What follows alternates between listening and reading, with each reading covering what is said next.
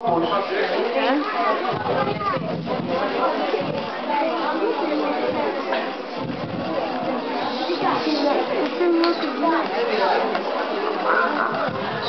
Κάποια παιδιά λείπουν από όλα τα θεατρικά και προσπαθούμε να κάνουμε ό,τι καλύτερο.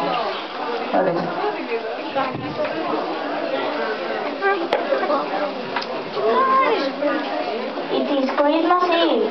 The city is full of snow and it is very cold. The people are wearing the coats and they are hurrying to the market to buy food for the Christmas dinner. It is Christmas Eve. A happy day for everyone. For everyone? No, not for everyone. On the cross street there is a little girl. She is walking alone and she is going to the market. She doesn't have a coat or shoes. She is cold and very hungry. She has no one in this world.